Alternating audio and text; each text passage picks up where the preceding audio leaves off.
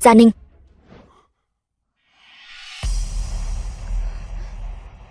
Ta đây là đang ở đâu? Tiểu cô nương, cô vẫn rơi vào tay ta rồi. Dừng tay. Tiểu tử ngươi tới cũng thật nhanh. Ngươi thả nàng ra, thả nàng ra. Ngươi cũng xứng bàn điều kiện với ta sao? Hoàng Hạo Thiên, Hoác gia sẽ không bỏ qua cho ngươi. Đúng vậy, Hoác gia sẽ không bỏ qua cho ta. Đợi lão tử chơi ngươi xong. Hoác gia, cầu xin ta cưới ngươi, còn chưa kịp đâu. Ngươi thả nàng ra, xông vào ta. Được thôi.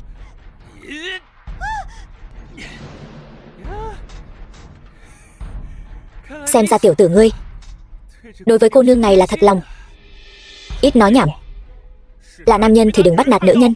Được, cho ngươi cơ hội này. Quỳ xuống. Sao? Không muốn hả? Đừng mà, Tần Tiêu. Được, tôi quỳ. Cúi đầu xuống cho ta. Tần Tiêu, nhớ kỹ cho ta. Câm miệng cho ta. Nhớ kỹ. Tần Tiêu. Chân của ta.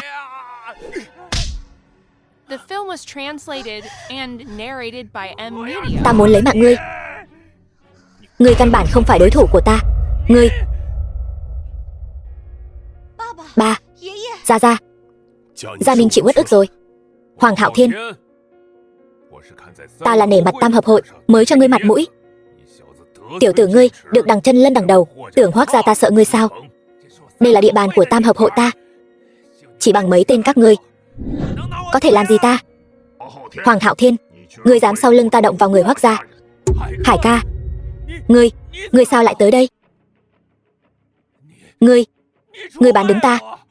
Thiên ca, tôi là sợ anh gây rắc rối cho Tam Hợp Hội. Xin lỗi anh. Ngươi, đủ rồi. Xin lỗi Hoác lão gia, đã mạo phạm Hoác tiểu thư. Tam Hợp Hội chúng tôi tuyệt đối sẽ không bao che loại người này. Xử lý thế nào, ngài cứ nói. Hải ca, anh không thể giao tôi cho bọn chúng. Tôi sẽ toi đời mất. Lỗi lầm mình gây ra thì tự mình gánh chịu đi. Gia Ninh, con nói xem nên xử trí thế nào. Vừa rồi hắn dám động vào con, lấy tay hắn đi. Hải ca, cứu tôi với. Hải ca, chuyện này để tôi thay ngài xả giận. Còn ta thì sao? Lấy một bến cảng ở ngoại cảng làm bồi thường. Tính ra các người cũng biết điều. Chúng ta đi. Cứ để bọn chúng đi như vậy sao? Ta xem bọn chúng có thể vanh váo được đến bao giờ. Ba, mẹ, ông đừng đánh nữa. Biết ngay là đi lêu lồng mà. Ba, đừng đánh nữa. Con đã sửa đổi rồi. 10 vạn đồng con đã trả rồi. Lại gạt ba. Nhà mình không ăn không uống, cả đời cũng không dành dụm nổi. Chỉ trong mấy ngày ngắn ngủi mà con đã trả hết. Con tưởng lão già này còn ngốc như xưa sao? Ba, con nói thật mà. Hơn nữa, bây giờ con còn đang theo Hoác lão gia làm ăn nữa. Con trai chính là vị hội trưởng thương hội Hoác lão gia. Đúng vậy, chính là ông ấy. Bà tin nó sao? Người ta coi trọng thằng tù lao động như con chắc. Con toàn ba hoa trích chòe, thật là hết thuốc chữa rồi. Ba, tại sao ba không thể tin con một lần? Chẳng lẽ con đi tù một lần là cả đời ba cũng phải lải nhải mãi sao? Lão già, ba, lão già, ba. Con trai, ba con bị bệnh tim rồi, cần nhập viện. Nhà mình không có tiền, mẹ gọi cấp cứu đi, con đi xoay tiền đây. Mượn tiền. Thấy chưa, con đã bảo rồi. Nó là thằng tù lao động, không đáng tin chút nào. Lộ đuôi cáo rồi nhé. Hoác lão gia, tiền tôi mượn không phải không trả. Chính phủ sắp tới sẽ đấu giá một lô đất và chuẩn bị triển khai một dự án mới. Thật vậy sao? Vậy xin Tần tiên sinh chỉ giáo thêm. Dự án của chính phủ đều được giữ bí mật. Làm sao chúng tôi biết được? Hơn nữa, một khi tin tức được công bố thì đất đâu phải chúng ta muốn mua là mua được. Gia Ninh, không được vô lễ với Tần tiên sinh. Các người tất nhiên không biết rồi, nhưng sống lại một đời, tôi nhớ rất rõ. Nếu tôi nói tôi biết vị trí khu vực phát triển mới thì sao? Thật vậy sao? Chắc chắn. Sao có thể? Tôi xin lấy mạng sống ra đảm bảo. Mạng sống của anh đáng giá bao nhiêu? Tần tiên sinh, tôi chính thức mời cậu làm cố vấn dự án cho Hoác gia chúng tôi. Gia, ông nghĩ gì vậy hả? Gia Ninh, cậu ấy vừa mới cứu cửa hàng đồ cổ nhà chúng ta. Nếu không có cậu ấy, bây giờ con đã rơi vào tay của Hoàng Hạo Thiên rồi. Cậu yên tâm, chi phí chữa bệnh của cha cậu ta nguyện ý giúp cậu chi trả. Nếu cậu thật sự có thể giúp ta có được mảnh đất ở khu khai phát, ta nguyện ý chia 20% lợi nhuận. Nếu Hoác lão gia thành tâm mời, vậy tôi sẽ nhận lời. Ngài cứ yên tâm, mảnh đất khu khai phát tôi nhất định sẽ giúp ngài mua lại.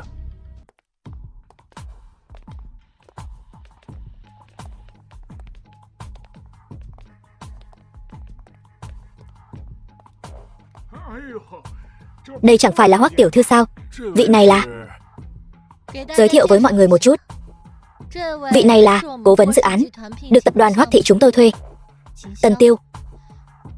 Về sau chuyện làm ăn, anh ta là người quyết định. Cố vấn dự án này sao chưa từng gặp bao giờ nhỉ? Hắn có được không vậy? Nếu đã được Hoác gia công nhận thì hẳn là rất có năng lực.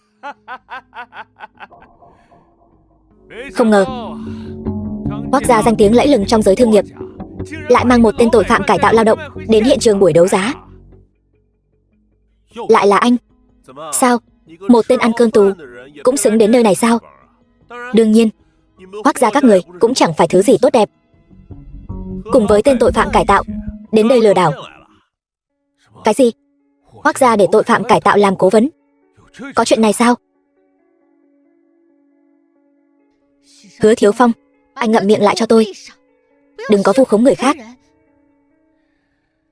Các người dùng ngọc bích giả lừa tiền của tôi, chắc chưa quên nhanh vậy đâu nhỉ? Tuy nhiên, nếu cô hầu hạ tôi được thoải mái, món nợ này tôi sẽ xóa bỏ. Anh muốn mất mạng sao? Muốn mất mạng?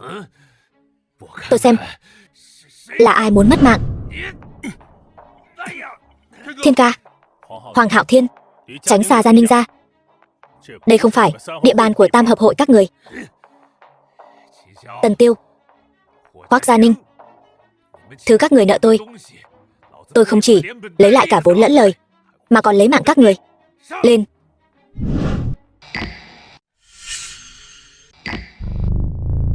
Mọi người hãy yên lặng. Buổi đấu giá bất động sản sắp bắt đầu.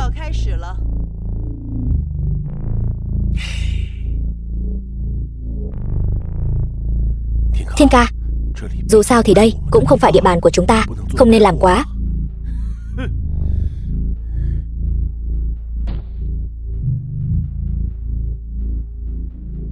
Gia Ninh, em yên tâm, anh nhất định sẽ giúp Hoác gia lấy được khu đất vàng. Đừng nói trước bước không qua. Ngồi đi, buổi đấu giá sắp bắt đầu rồi.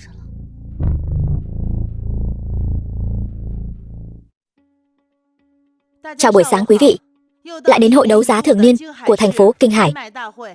Tiếp theo, xin các vị xem trang đầu tiên của sổ tay vật phẩm đấu giá. Lại là núi Long An.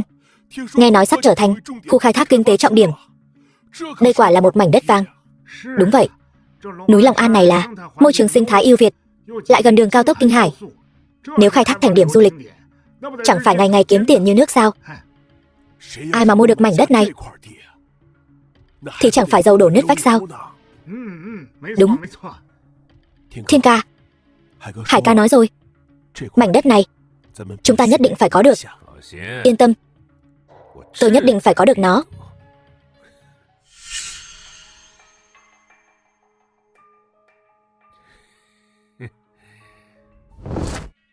Tần Tiêu, mảnh đất này chúng ta phải có được. 5 triệu. 5 triệu 500 nghìn. 6 triệu. 7 triệu 500 nghìn. 8 triệu. 8 triệu 500 nghìn. 9 triệu. 9 triệu 500 nghìn. 10 triệu. 10 triệu. Mảnh đất này Tam hợp hội lấy 10 triệu, cao vậy sao? Tôi xem còn ai tranh nữa không? Hoàng tiên sinh, điều này không đúng quy tắc. Quy tắc.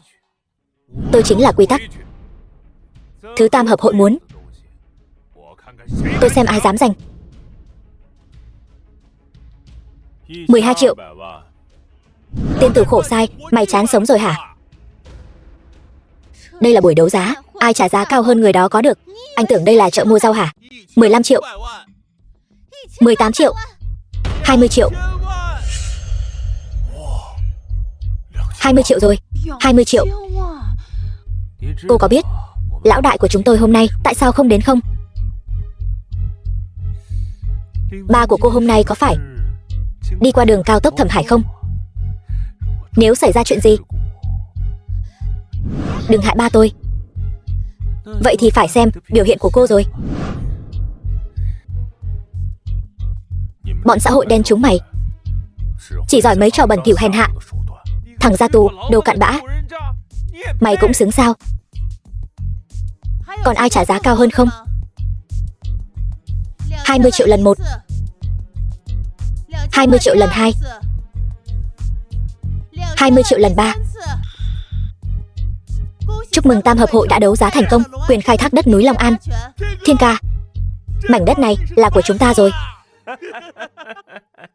Chúc mừng Tam hợp hội. Sau này ngài ăn thịt cũng cho chúng tôi húp chút canh. Được thôi. Nhưng không phải ai cũng có thể hợp tác với Tam hợp hội. Ví dụ như hai vị này. Hoàng tiên sinh nói đúng. Có vài người sinh ra đã không có số làm dâu. Nói hay lắm. Dám đối đầu với Tam hợp hội chúng tôi. Cho dù là Hoác gia giàu có cũng cứ thế mà tiêu đời. Phải không? Bọn chó cậy gần nhà, gà cậy gần chuồng này. Muốn trách thì trách Hoác gia các người. Tìm một tên tù khổ sai làm cái gì mà cố vấn đầu tư. Thằng nhãi này ngồi tù, ngồi đến hỏng cả não rồi. Với Tam hợp hội của chúng ta tranh giành mảnh đất vàng núi Long An này. Nếu núi Long An này giao cho ngươi, ngươi có mệnh hưởng thụ tài sản này không? Nhìn bộ dạng nhu nhược của hắn kia, cho dù có ôm lấy cái đùi của Hoác gia cũng sẽ không phát đạt được đâu. Tôi nói nè, Hoác gia đã đủ giàu rồi, vậy mà lại tìm một tên cặn bã từng ngồi tù làm cố vấn đầu tư dự án gì đó. Tất cả im miệng cho tôi. Hoác gia chúng tôi còn chưa đến lượt lũ tôm tép các người đến bắt nạt. Chẳng lẽ việc làm ăn chân chính của chúng tôi lại không đấu lại được băng nhóm các người sao? Gia Ninh, đừng nản lòng. Chúng ta vẫn còn cơ hội. Lúc đầu là ai thể thốt nói sẽ giúp Hoác gia chúng tôi giành lấy khu đất vàng. Bây giờ thì sao? Em không thể tin tôi một lần sao? Tin hay không phải xem kết quả. Quý vị, xin hãy giữ trật tự. Tiếp theo sẽ giới thiệu cho mọi người vật phẩm đấu giá thứ hai. Xin xem trang 2 của sổ tay vật phẩm đấu giá lần này. Lại là Long Tu Câu. Long Tu Câu này không phải đã bị ế bao nhiêu lần rồi sao? Hoàn toàn là một mảnh đất bỏ hoang, cho không ai thèm lấy. Đúng vậy. Đúng vậy, chỉ có kẻ ngốc mới lấy thôi anh bạn. Người dẫn chương trình, tôi thấy cô đừng lãng phí thời gian nữa. Ai mà lại bỏ tiền ra mua loại đất này chứ? Nhanh chóng chuyển sang cái tiếp theo đi. Bình tĩnh nào. Quy trình vẫn phải thực hiện. Quý vị khách mời, mảnh đất Long Tu Câu này giá khởi điểm 3 triệu. Mỗi lần trả giá không được ít hơn 10 vạn. Xin hỏi có ai trả giá không? Hôm nay nếu có ai bỏ tiền ra mua mảnh đất này, tôi sẽ lấy đầu mình ra cho hắn chơi. Đúng vậy, tôi trả giá 3 triệu. Họ Tần kia, anh cố tình đối đầu với tôi phải không? Tôi rất muốn lấy cái đầu của anh để chơi đấy. Còn cười cái gì mà cười? Không được cười. Tần Tiêu, anh có biết mình đang làm gì không? Sao anh có thể vì nhất thời xúc động mà trả giá loạn xạ như vậy? Tôi vốn không nên tin tưởng anh. Yên tâm đi, cứ tin tôi. Mảnh đất này là một mảnh đất vạn lợi. Vạn lợi cái gì chứ? Tù nhân cải tạo với khu ổ chuột rác rưởi. Vừa hay, sau này quy hoạch lũ tôm tép các người sẽ làm bãi rác. Anh, đúng là trời sinh một cặp. Lại dám nhắm vào mảnh đất đó. Vị tiên sinh này, tôi xác nhận lại lần nữa. Ngài thật sự muốn mua mảnh đất này sao? Không muốn. Hoắc Gia Ninh, mảnh đất này nhất định phải lấy được. Điều này liên quan đến lợi ích của Hoắc gia các người. Tần Tiêu, tôi không nên tin tưởng anh. Sao anh có thể? Tôi hiện là người phụ trách dự án. Cô không có quyền vượt qua tôi, làm bất cứ điều gì. Chuyện này, tôi sẽ báo cáo lại cho ông nội. Xin lỗi Gia Ninh. Lần này tôi nhất định phải cứng rắn. Được. Hoắc gia đúng là hết thời rồi. Bị một người ngoài trói buộc tay chân. Thế mà lại bị một người ngoài nắm thóp. Bắt đầu đếm ngược được rồi. 3 triệu lần 1, 3 triệu lần 2, 3 triệu lần 3. Tôi tuyên bố quyền khai thác đất Long Thu Câu do vị tiên sinh này mua được. Chúng ta hãy chúc mừng anh ấy. Chúc mừng. Chúng ta hãy chúc mừng anh ta. Thằng nhóc đó bỏ tiền thật. Mua mảnh đất hoang, chó cũng chẳng thèm. Có phải cậu muốn ở trên đất đào được vàng không? Đúng vậy. Tên ngốc này, thế mà lại mua mảnh đất hoang Long Tu Câu này. Xem nào, lần này Hoắc gia bị thằng ăn cơm tù này hại thảm rồi. E là lần này Hoắc gia chắc chắn sẽ xuống dốc. Tần Tiêu, anh đi thôi. Hoan nghênh giám đốc Tạ. Hoàng tiên sinh, chào cậu. Chào anh. Mọi người hoan nghênh giám đốc Tạ của khu kinh tế công bố cho chúng ta vị trí cụ thể khu kinh tế trọng điểm của Kinh Hải. Giám đốc Tạ, nhà máy thuộc phòng phát triển kinh tế. 8 giờ sáng, cơ quan chức năng đã công bố vị trí phát triển cụ thể, sẽ lấy núi Long An làm trung tâm, cải tạo và phát triển. Chúc mừng. Chúc mừng Tam Hợp Hội. Tốt. Chúng ta thua rồi. Gia Ninh, đừng nản lòng. Tôi tin rằng ta không thắng chính. Đồ ngu. Cái gì mà ta không thắng chính? Chỉ có kẻ mạnh là vua. Loại người như anh chỉ xứng mất mạng trong tù, còn ra vẻ người đàng hoàng chạy đến buổi đấu giá làm trò cười. Ta khinh. Để kẻ từng ngồi tù làm cố vấn đầu tư. Hoắc gia đúng là mù mắt rồi. Lần này Hoắc gia coi như sụp đổ hoàn toàn. Thật không ngờ Hoắc gia danh tiếng lừng lẫy lại bị một tên cải tạo lao động hại. Đồ phế vật vô dụng. Hoắc gia sao lại để ý đến anh? Không có đầu óc sao? Các người cứ xuống địa ngục hết đi. Từ nay về sau, Kinh Hải là của Tam Hợp Hội chúng ta. Biết điều thì mau chóng cùng Hoắc gia cút khỏi Kinh Hải. Hứa Thiếu Phong, anh thật là ngông cuồng. Anh là sợ mọi người không biết anh là một con chó của Tam Hợp Hội sao? Đủ rồi, Tần Tiêu. Anh còn ở đây cùng bọn họ tranh luận cái gì? Nếu tôi và ông nội lựa chọn tin tưởng anh, vậy chúng ta nên chịu đựng kết cục thất bại. Gia Ninh, hiện tại không phải là kết cục. Kỳ tích sắp xuất hiện rồi. Phó cục trưởng, sao ngài lại tới đây? Có quần chúng tố cáo cậu nhận hối lộ, lợi dụng chức vụ của mình. Phó cục trưởng, che giấu tin tức, phát hiện cổ mộ ở núi Long An. Bây giờ đi theo ta về cục chấp nhận thẩm vấn của cơ quan kiểm tra. Hiện tại khẩn cấp tuyên bố một tin tức. Do ở núi Long An phát hiện một ngôi mộ cổ thời Tống, cơ quan liên quan ra lệnh dừng mọi dự án khai thác để tiến hành công tác khảo cổ. Sau khi nghiên cứu nhiều mặt, chính quyền thành phố quyết định đẩy mạnh việc cải tạo khu ổ chuột cũ. Vì vậy, khu vực phát triển mới được phân chia thành Long Thu Câu.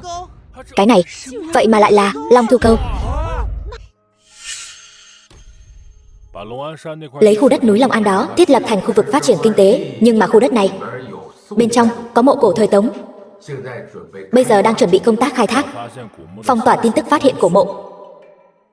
Đợi chúng ta có được khu đất đó, những bảo vật đào được sẽ không thiếu phần của anh.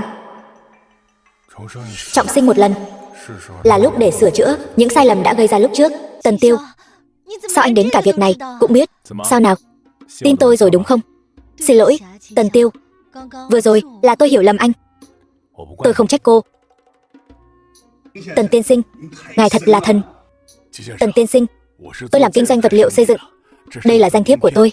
Mời ngài nhận cho. Đúng vậy, Tần tiên sinh, tôi làm công trình Tôi cũng muốn làm quen với ngài. Còn tôi nữa, chúng tôi làm trang trí nội thất, họ Tần.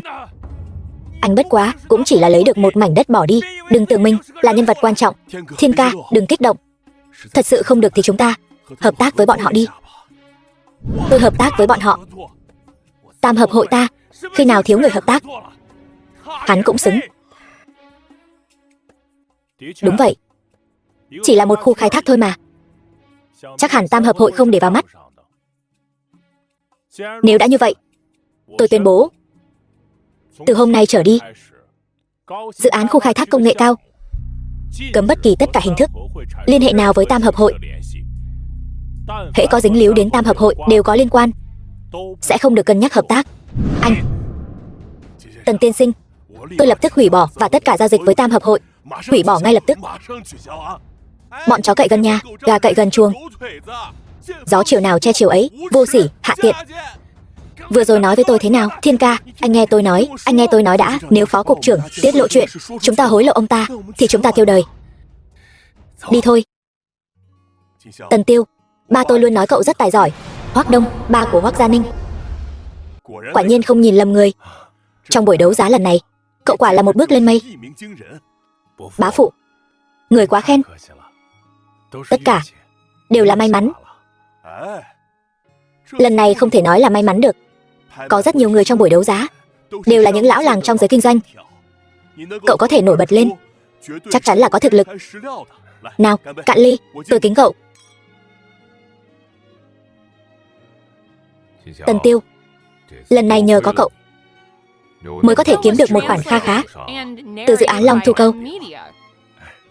Nào, tôi cũng kính cậu một ly. Người khách sáo rồi.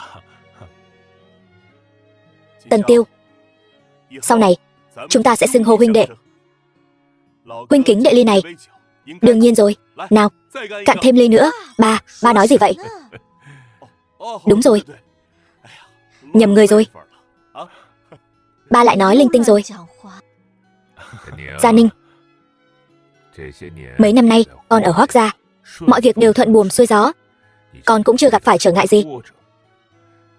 Lần này gặp được cao nhân rồi, con phải học hỏi người ta cho tốt. Nhờ hết vào cậu. Không xong rồi, xảy ra chuyện rồi. Chuyện gì vậy?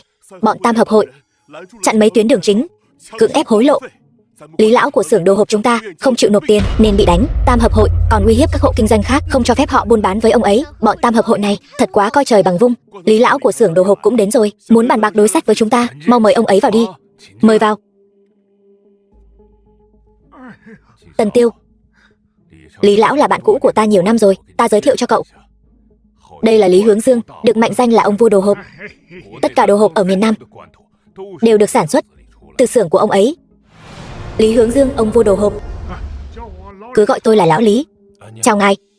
Đây là Tần Tiêu, cháu trai Tần. Chuyện đất đai ở buổi đấu giá chính là do cậu ấy giúp ta nghĩ ra chủ ý. Tần tiên sinh, anh thật trẻ tuổi tài cao. Lý lão, ngài quá khen rồi. Tần tiên sinh, cậu có thể hiến kế cho Hoắc lão gia, vậy chắc chắn cũng có thể giúp tôi vượt qua khó khăn này. Lần này nhất định phải giúp tôi. Ngài nói quá lời rồi. Xưởng đồ hộp này là tôi tiếp quản từ tay cha tôi, vất vả lắm mới có được. Cũng may nhờ có sự đầu tư của Hoắc gia mới có chút khởi sắc. Giờ lại xảy ra chuyện này, thật sự hỏng hết trong tay tôi rồi. Tôi biết ăn nói thế nào với mọi người đây. Ngài yên tâm, chuyện này tôi nhất định sẽ nghĩ cách giúp ngài giải quyết. Hiện nay ngành công nghiệp nhẹ trong nước phát triển mạnh, giá đồ hộp liên tục giảm, lại bị tam hợp hội quấy phá. Xưởng chúng tôi chất đống mấy trăm tấn đồ hộp mà không bán được. Tam hợp hội người đông thế mạnh, không theo lẽ thường, giờ chặn đường lại, hàng ở Kinh Hải không ra được. Ngày tháng của thương nhân càng khó khăn hơn. Nếu đường bộ không đi được, vậy chúng ta đổi một con đường thương mại khác thì sao? Kinh Hải chỉ lớn như vậy, dù cậu mở ở đâu, tam hợp hội này đều sẽ đến gây rối. Nếu con đường này ở trên trời thì sao? Ý anh là gì? Nếu chúng ta thành lập một hãng hàng không, vậy chúng ta dùng máy bay để vận chuyển hàng. Như vậy tam hợp hội sẽ không đến tìm chúng ta gây phiền phức nữa. Đúng, mở một hãng hàng không, dùng máy bay để vận chuyển hàng. Như vậy, còn có thể tránh được tam hợp hội. Vận chuyển hàng vừa nhanh vừa tiện lợi. Mấy người đừng vui mừng quá sớm. Mở hãng hàng không là cần có máy bay. Đúng, máy bay này là vật lớn. Không phải muốn mua là có thể mua được. Nếu tôi nhớ không nhầm, sau khi lão đại ca giải thể, rất nhiều nhà máy công nghiệp nặng đóng cửa. Máy bay của nhà máy Sikorzov đều bị tháo ra thành sắt vụn bán đi. Do lão đại ca không phát triển công nghiệp nhẹ, sản phẩm công nghiệp nhẹ trong nước giá cả tăng vọt. Đây đúng là cơ hội làm ăn. Hai vị lão tiền bối, chuyện này tôi có thể giải quyết. Tần Tiêu, cậu chắc chứ? Người trẻ có nhiệt huyết là chuyện tốt, nhưng cậu không thể nghĩ mọi chuyện quá đơn giản được. Tôi nghiêm túc đấy. Tôi thật sự có thể giải quyết vấn đề của các ngài.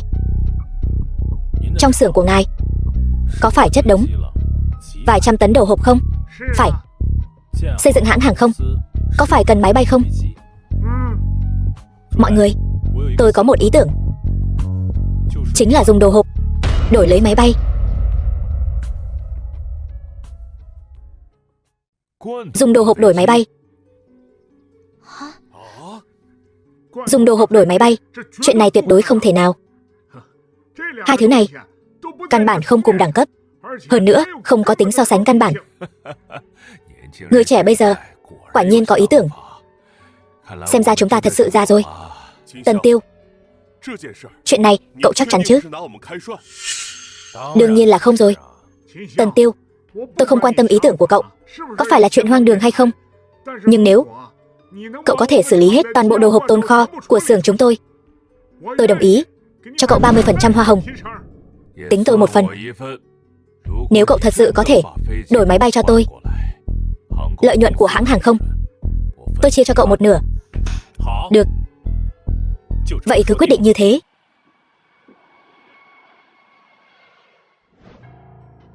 Tiêu tiên sinh, tôi nghe nói cậu rất hứng thú với máy bay của chúng tôi.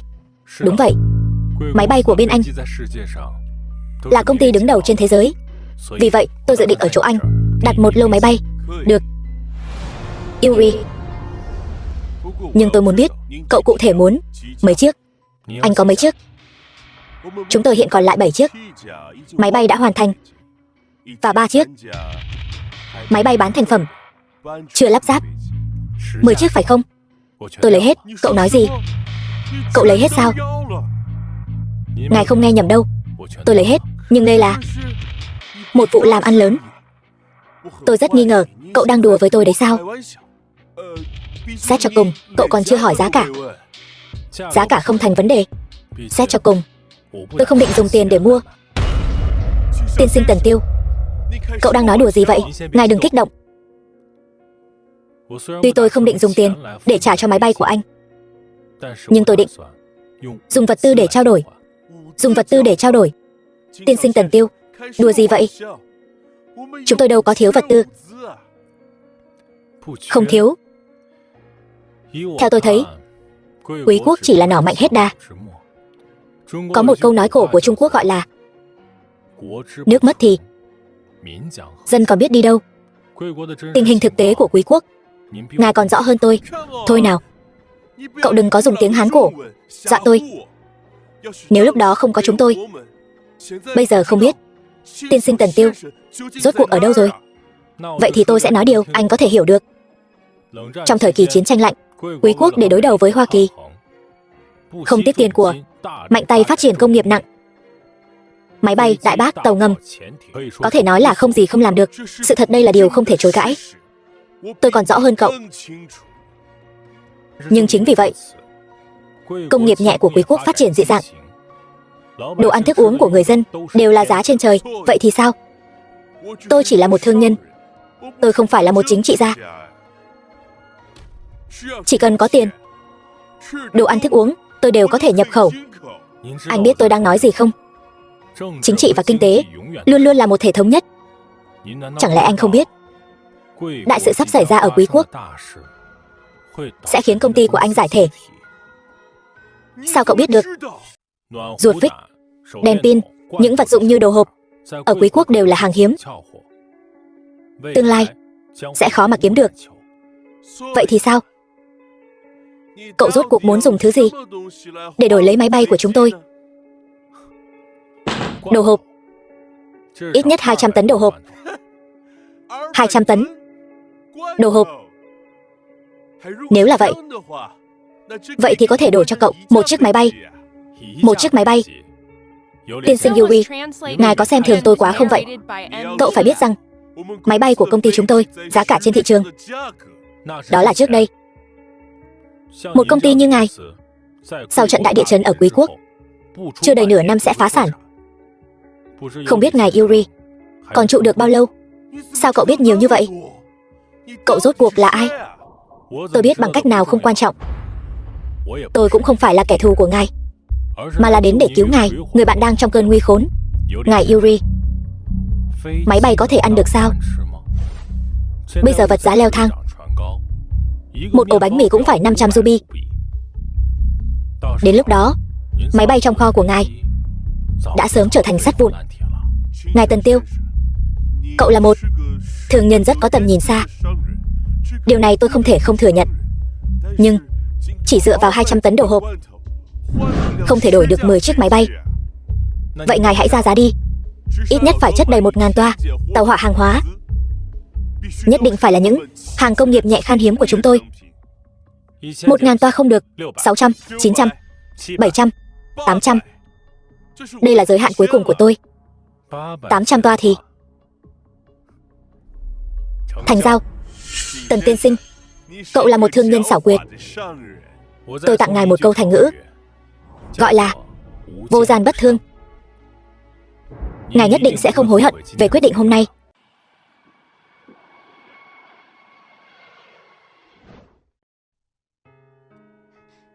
Tần Tiêu, có chuyện gì mà vui thế? Gia Ninh, chuyện máy bay đã xong rồi. Thật sao? Tần Tiêu, anh giỏi quá. Em biết anh làm được mà. Em vừa rồi chỉ là quá xúc động thôi. Mừng cho anh. Đừng nghĩ nhiều, em yên tâm. Anh không nghĩ gì cả. Thật sự không nghĩ gì cả.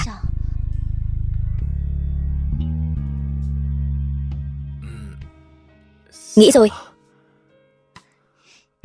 Thôi nào, em không trêu anh nữa. Nhìn anh sợ kìa.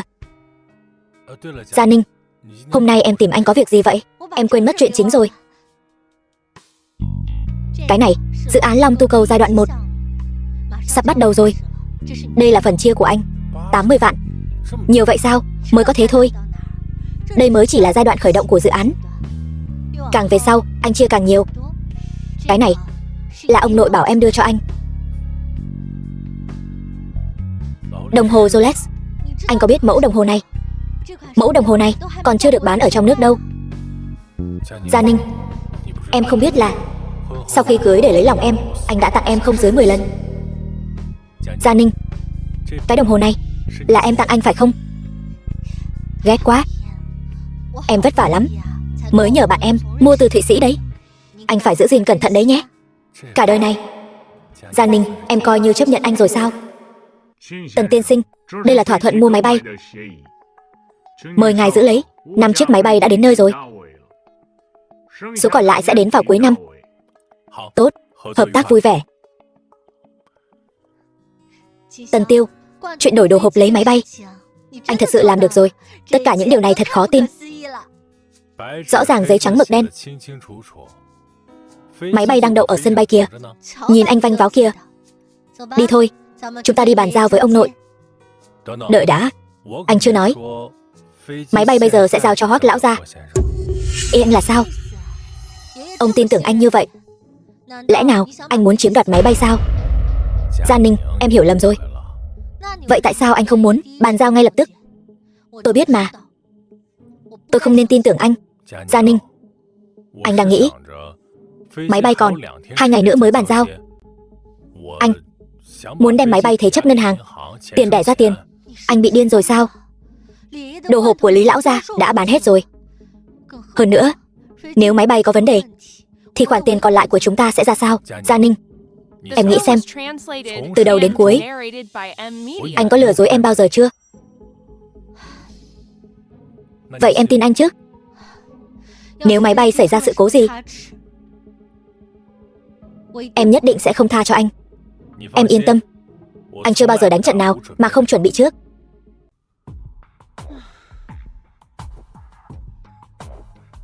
Làm nghiệp vụ gì vậy? Ở đây có nghiệp vụ vay ngắn hạn không? Thế chấp cái gì? Nhà hay xe? Tôi thế chấp máy bay. Thế chấp cái gì? Tôi thế chấp máy bay. Tổng cộng 5 chiếc. Anh nói lại lần nữa xem, anh muốn thế chấp cái gì? Sao vậy? Có vấn đề gì sao? Tôi lớn đến chừng này, lần đầu tiên tôi nghe nói có người đến thế chấp máy bay. Tận 5 chiếc. Bệnh viện tâm thần nào quên đóng cửa mà thả anh ra vậy? Cô này, tôi không đùa với cô đâu. Tôi nghiêm túc đấy. Tôi yêu cầu cô tôn trọng tôi một chút. Cái bộ dạng nghèo nàn của anh mà còn thế chấp máy bay. Xe đạp anh còn không có chứ đừng nói máy bay. Đừng làm lỡ giờ tan làm của bà đây. Tập tài liệu này tôi đề nghị cô xem qua. Tôi bảo cút đi. Anh không hiểu tiếng người hả? Bảo vệ. Bảo vệ. Xin bà đợi một chút, tôi xử lý một chút. Chuyện gì vậy? Không biết hôm nay giám đốc Lưu đến thị sát sao? Ai đang làm ầm ĩ vậy? Tôi không cố ý. Gặp phải kẻ gây sự. Chính hắn, nói năng khoác lác. Thế chấp máy bay. Còn những 5 chiếc máy bay. Cô chắc chắn cô không nghe nhầm chứ? Tôi làm việc bao nhiêu năm nay, lần đầu tiên gặp phải người tâm thần. Cảnh cáo anh đừng có gây rối ở đây. Đây là ngân hàng, không phải chỗ cho anh làm loạn. Tôi không đến để làm loạn. Tôi đến để làm thủ tục. Cứ như vậy tôi gọi bảo vệ đấy. Đây là ngân hàng, không phải nhà anh. Gây sự thì cút sang một bên. Tôi nói rất rõ rồi. Tôi đến để thế chấp máy bay. Còn ở đây nói nhăng nói cuội. Bảo vệ đâu? Tống cổ hắn ra ngoài cho tôi. Thằng nhãi mau, cút cho tôi. Đừng ép tôi ra tay. Nếu các người dám động thủ, thiệt hại là các người đấy. Nói nhảm gì nữa, trực tiếp động thủ. Dừng tay lại.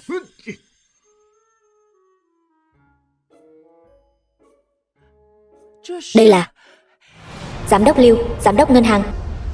Đồng hồ Rolex.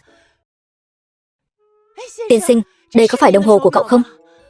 Đây là đồng hồ của tôi. Giám đốc Lưu, bà với tên tâm thần này khách sáo làm gì? Đây chính là một tên điên. Cầm miệng. Đây chính là đồng hồ nổi tiếng thế giới. Âu Mễ Ca mới là đồng hồ đắt nhất thế giới mà. Cái thứ loại loẹt này, tôi còn chưa từng nghe thấy cái tên này. Đồ ngu. Đây là Rolex, chiếc đồng hồ đắt nhất thế giới. Hơn nữa chiếc của vị tiên sinh này là phiên bản giới hạn. Tôi cũng chỉ mới thấy trên tạp chí. Nếu anh làm hỏng nó, lương của cả nhà anh cả đời cũng không mua nổi mặt đồng hồ của người ta. Thật là mù mắt chó của anh. Dám vô lễ với vị khách quý này. Sao có thể? Giám đốc Lưu, liệu có khả năng là hàng giả không? Anh đang nghi ngờ nhãn lực của tôi đấy sao? Giám đốc Lưu, tôi không có ý đó. Từ giờ trở đi, anh bị giáng chức. Bắt đầu từ việc dọn nhà vệ sinh. Trước tiên học cách tôn trọng khách hàng. Vị tiên sinh này, xin hỏi quý danh của ngài là? Không cần khách sáo, tôi họ Tần. Tần tiên sinh. Từ bây giờ, thủ tục của ngài do tôi tự mình xử lý. Xem ra ở đây vẫn có người nói lý lẽ được. Tần tiên sinh, thật sự là làm ngài chê cười rồi. Là tôi quản lý không nghiêm. Cái loại mắt mù như cô suýt chút nữa làm ngân hàng chúng tôi mất đi một vị khách quý. Mau dọn đồ đạc của cô rồi. Cút xéo. Tần tiên sinh, đây là trà loại thượng hạng, Sư Phong Tây Hồ Long Tĩnh. Ngài thử xem. Hồ sơ tài liệu đã làm xong cho ngài rồi. 5 chiếc máy bay này đều là hàng mới, nhưng do ngài là khoản vay thế chấp ngắn hạn, vậy nên số tiền này sẽ thấp hơn nhiều so với giá thị trường. Tổng số tiền là 18 triệu. Tôi hiểu rồi. Trong thời gian ngắn như vậy, có thể vay được số tiền này đã là rất hợp lý rồi. Đúng rồi, giám đốc Lưu. Ở đây chúng ta có thể làm được dịch vụ vận hành tài chính không? Tất nhiên là được rồi. Tầng trên chính là của khách hàng VIP của ngân hàng, sảnh vận hành tài chính. Với thân phận của ngài, có thể trực tiếp vào phòng VIP Tử Kim để thực hiện thao tác tại chỗ. Được. Dẫn tôi đi. Tiên sinh Tần, mời đi lối này. Tiên sinh Tần, đây chính là sảnh giao dịch VIP của ngân hàng. Cơ sở vật chất ở đây hỗ trợ ngài xử lý trong và ngoài nước tất cả các nghiệp vụ tài chính. Hơn nữa, chúng tôi có hàng chục chuyên gia phân tích tài chính giúp ngài đánh giá rủi ro. Vậy, tiên sinh Tần, tôi xuống dưới trước giúp ngài hoàn tất thủ tục vay. rồi sau đó sẽ lên lại. Được. Sao cô lại đến đây? Tôi tất nhiên phải đến rồi. Đến xem anh rốt cuộc đang giở trò quỷ quái gì. Tôi đem máy bay đi thế chấp, dùng số tiền vay này để sinh lời. Tôi thừa nhận anh quả thực rất giỏi, nhưng chơi cổ phiếu tiền ảo không phải thứ mà người bình thường như anh có thể làm được. Nhỡ đâu thua lỗ thì sao? Yên tâm, tôi không thể thua lỗ. Đây chẳng phải là Tần Tiêu sao? Bao nhiêu năm rồi không gặp nhỉ? Tôi nói sao ở đây có mùi nghèo nàn thế? Cát đại phú, bạn học Tần Tiêu. Thì ra là có tên nhà quê đến đây. Cát đại phú, bạn của anh hả? Tất nhiên rồi. Tôi và Tần Tiêu là bạn học cũ bao nhiêu năm rồi. Nghĩ lại năm đó, thằng nhóc này hồi cấp 3 ăn không ít cơm thừa của tôi. Nếu không phải vậy thì anh sống không đến ngày hôm nay đâu.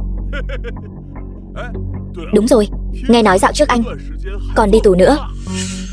Thử nói xem, anh một tên tù nhân cải tạo đến cái phòng VIP của mấy tay đại gia này để quét dọn vệ sinh sao, giống như mấy năm trước? Vẫn là cái bộ mặt tiểu nhân đắc chí. Anh nhìn xem, đến đây đều là những người thành đạt, không phải chỗ cho một tên tù nhân cải tạo như anh đến đâu. Anh mà còn sỉ nhục Tần Tiêu nữa thì đừng trách tôi không khách sáo. Vị mỹ nữ này là... Được đấy, thằng nhóc này được đấy. Hóa ra bên cạnh còn có hàng chất lượng cao thế này. Hắn, một thằng ăn cơm tù, sao có thể có bạn gái xinh đẹp như vậy chứ? Chắc chắn là...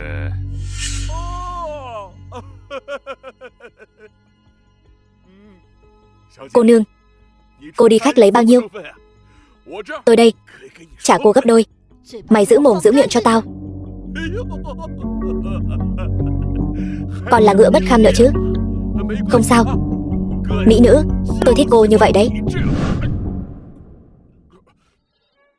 Thằng họ Cát kia, mày hồi đi học bị đánh chưa đủ sao? Thằng họ Tần, mày coi chừng đấy, xem đây là nơi nào. Nhiều người thế này, mày làm gì được tao?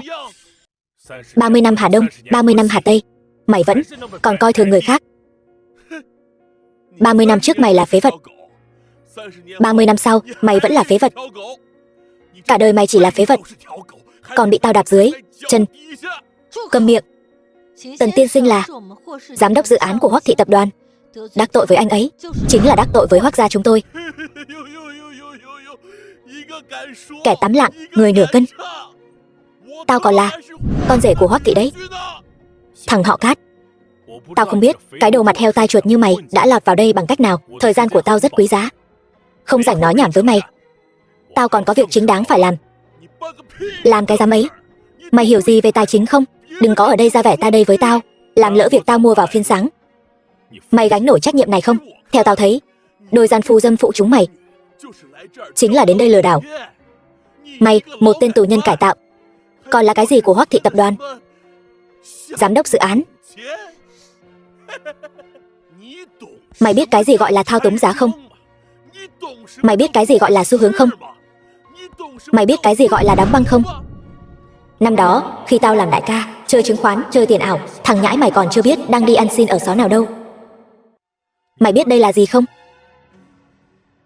Mày biết cái gì gọi là đế giá, để gom hàng không? Mày biết cái gì gọi là âm thầm gom hàng không? Mày biết cái gì gọi là gom hàng ở giá cao không, đại ca?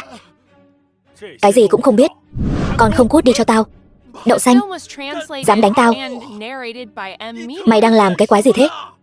Lên, để hai người đó lại cho tao. Thằng đàn ông thì đánh gãy tay, con đàn bà thì lột sạch quần áo đưa vào phòng tao.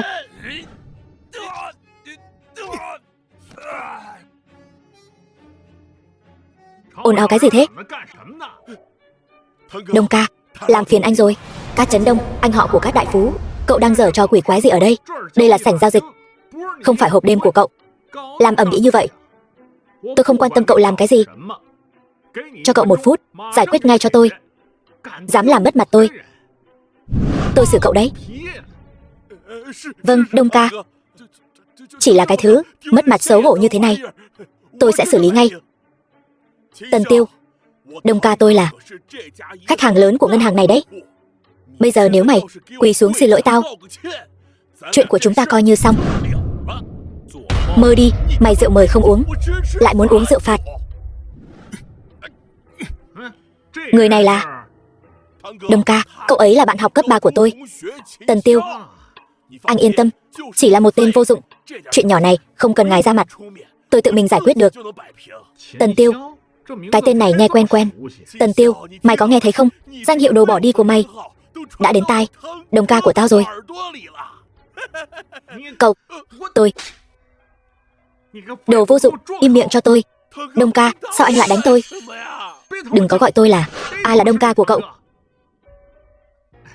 Tần tiên sinh, không ngờ lại gặp ngài ở đây.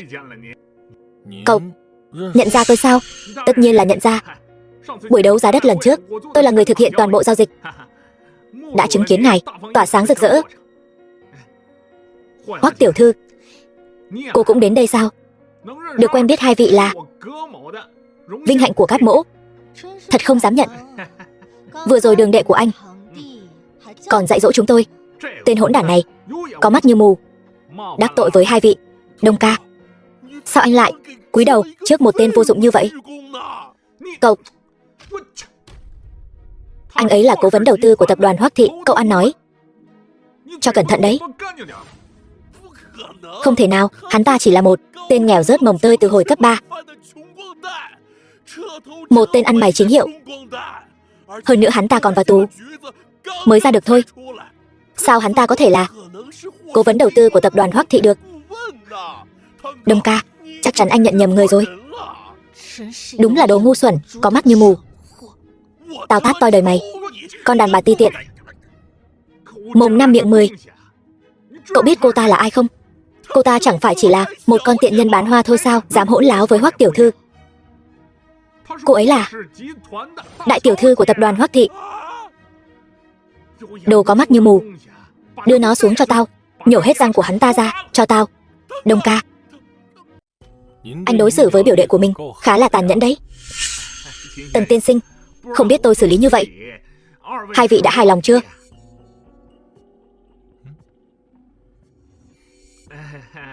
Đa tạ hai vị đại nhân. Vậy thì mau đi theo tôi vào phòng VIP riêng của tôi. Mời.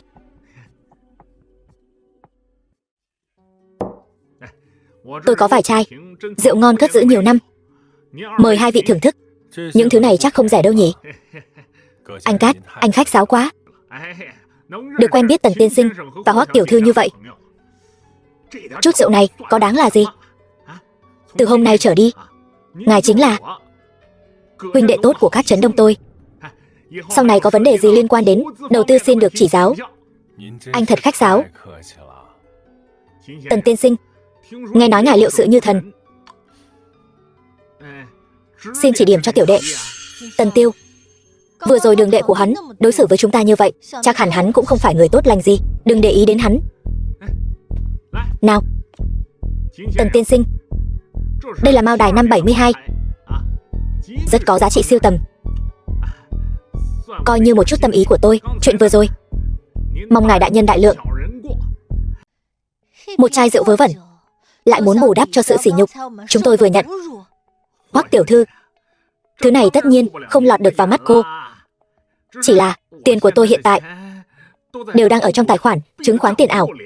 Đợi tôi kiếm được tiền, nhất định sẽ chuẩn bị hậu lễ để tạ lỗi với Tần tiên sinh.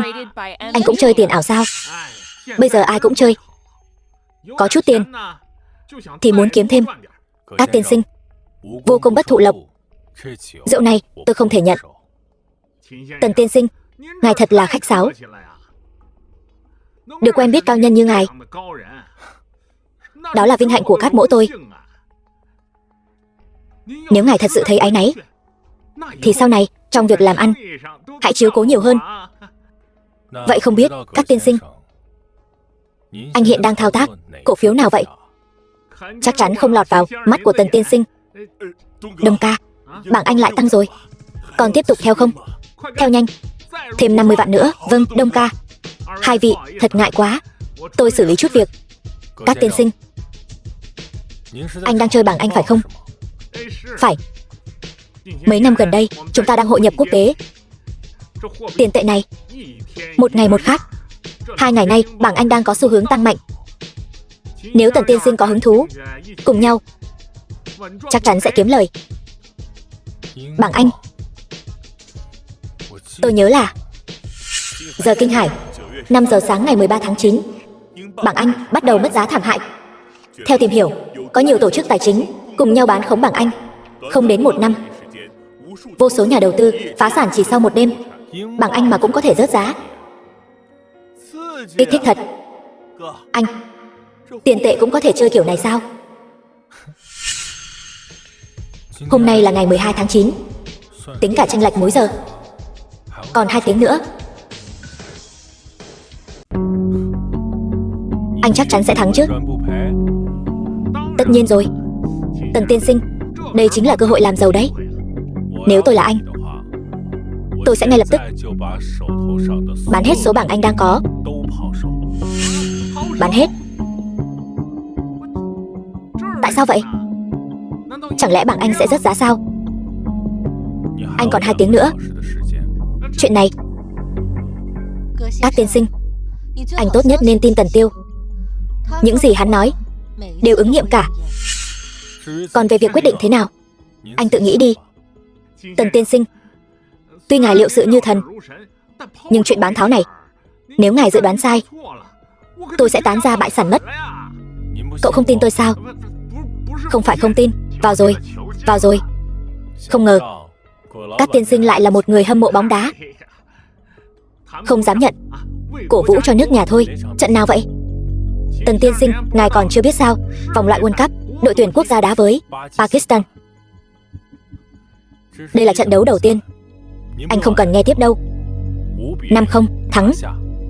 Thật sao? Số 21 Lý Hồng Binh sút bóng. Vào rồi. Đội tuyển Trung Quốc 5-0 đại thắng Pakistan. Có được khởi đầu thuận lợi.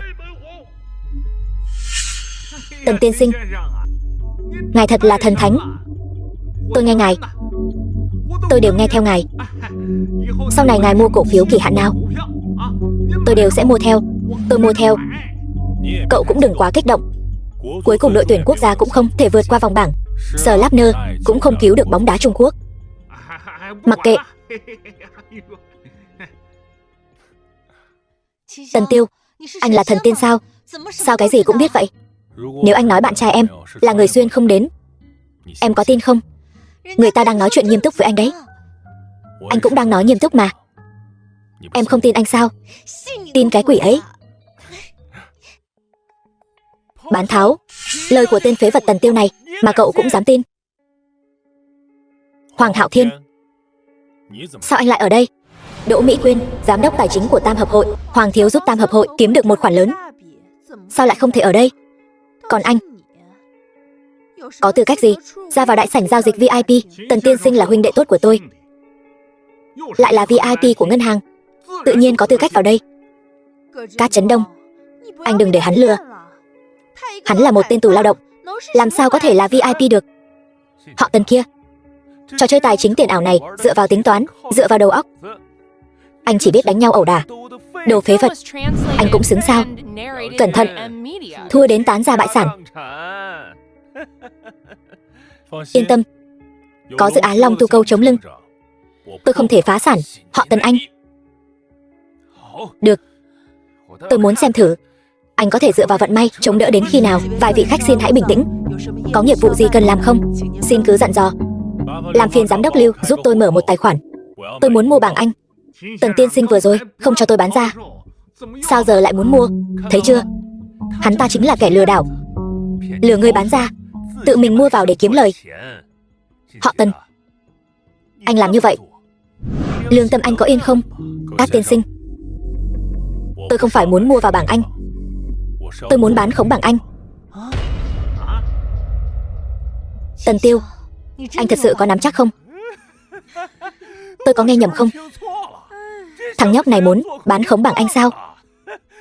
Đầu óc anh bị úng rồi sao? Tần tiên sinh, ngài có muốn cân nhắc lại không? Tỷ giá hối đoái của bảng Anh những năm qua vẫn luôn tăng đều đặn, chưa từng mất giá trên diện rộng. Không sao, 2 tiếng nữa bảng Anh sẽ đón nhận cú sụt giảm lớn nhất lịch sử. Sụt Sụt giảm.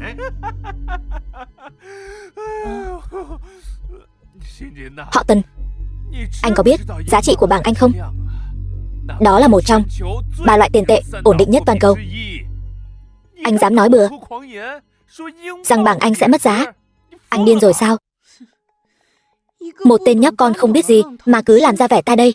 Bảng Anh làm sao có thể mất giá được? Nhưng mà không có loại người ngu ngốc này. Chúng ta kiếm tiền của ai? Ai kiếm tiền của ai? Bây giờ nói còn sớm. Được rồi, đến lúc này rồi. Anh còn cứng miệng. Được, hôm nay tôi sẽ cho anh biết hoa tại sao lại đỏ như vậy. Giám đốc Lưu, hôm nay bất kể tên tù khổ sai này mua bao nhiêu, tôi đều trả gấp đôi.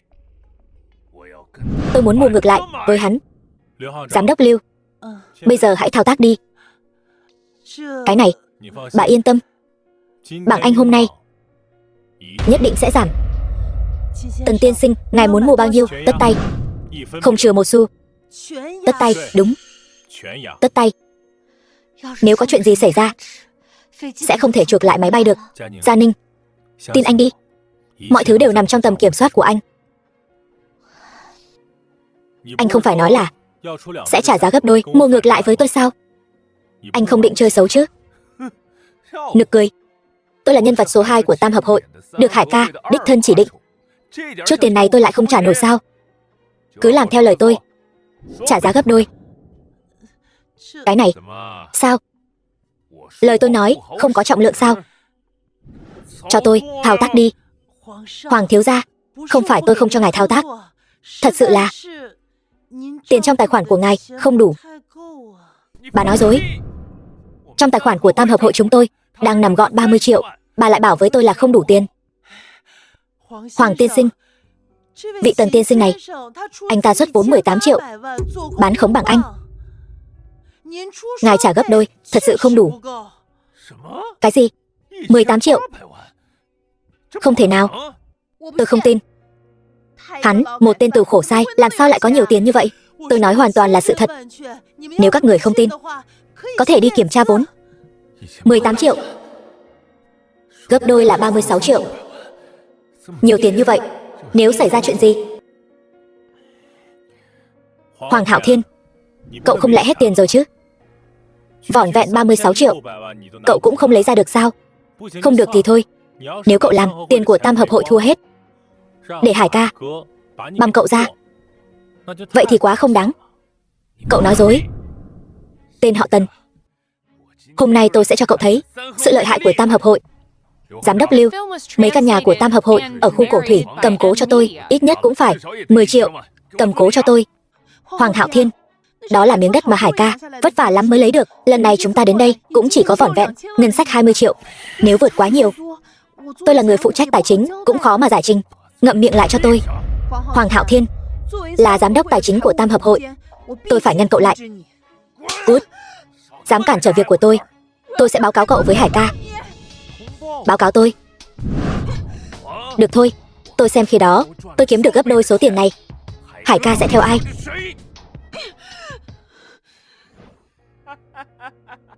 Tình hình hôm nay tốt thật đấy. Chưa đầy nửa tiếng, bảng Anh lại tăng rồi. Vừa rồi anh nói giảm giá, không xảy ra nhỉ? Đỗ Mỹ Quyên, còn báo cáo với Hải ca nữa không? Tần Tiêu, bây giờ anh rút lui cũng chỉ mất 2 triệu. Vẫn còn kịp, không cần. Sắp giảm rồi. Tần Tiêu, anh thật là không thấy quan tài không đổ lệ. Anh đã mất 2 triệu rồi. Mồm vẫn còn cứng thế. Nếu hôm nay bảng Anh mà giảm, tao, Hoàng Hạo Thiên, thề sẽ đi bằng đầu. Nếu mày thích thế, lừa ăn lừa uống, thì tao chiều mày. Tần Tiêu, mày gần đất xa trời rồi mà vẫn cứng mồm. Tần Tiêu, nếu mày có gan, có dám đánh cược tất tay với tao không? Cái gì? Lại muốn cược tất tay? Chơi thế này có hơi quá rồi không? Một khi đã cược tất tay thì không ai được rút lui. Phải có một bên thua hết tiền mới thôi. Kẻ thua cuộc phải bồi thường tổng số tài sản của cả hai bên. Kiểu chơi này đã nhiều năm rồi không thấy xuất hiện. Tần tiên sinh, cái này nguy hiểm quá. Tần tiên sinh, ván cược này thật sự không cần thiết. Mọi người đến đây đều là để kiếm tiền. Ngài đừng vì nóng giận nhất thời mà ném tiền qua cửa sổ. Đúng vậy, Tần tiên sinh, phải suy nghĩ kỹ càng. Thằng phế vật này sao lại có gan chơi trò này với tao chứ? Tao nói thẳng cho mày biết, thằng nhóc này với tao không cùng đẳng cấp. Tần Tiêu, mau rút vốn, xách theo cái hòm của mày mà chuồn đi.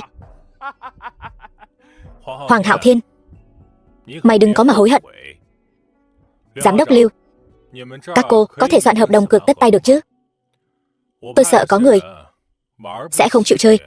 Đậu Xanh, mày nói ai quỵt nợ? Soạn hợp đồng ngay lập tức, tao ký với mày. Hôm nay chỉ có một người được rời khỏi đây. Hoàng Hạo Thiên, tôi nhất định sẽ không để cậu ký cái hợp đồng này. Nếu không, Hải ca trách tội xuống thì cả tôi cũng bị liên lụy. Ngậm cái mỏ quạ của mày lại. Cút. Hợp đồng đóng băng.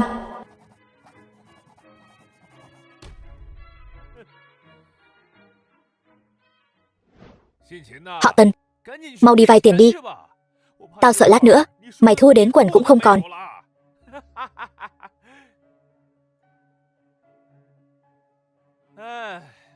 Hôm nay vui quá. Các tiên sinh, đóng góp một chai sâm panh thượng hạng, chắc là được chứ? Vẫn chưa kết thúc đâu. Mừng sớm quá đấy. Anh cứ tiếp tục bán với thằng vô dụng này đi. Lát nữa nó sẽ mượn rượu giải sâu đấy.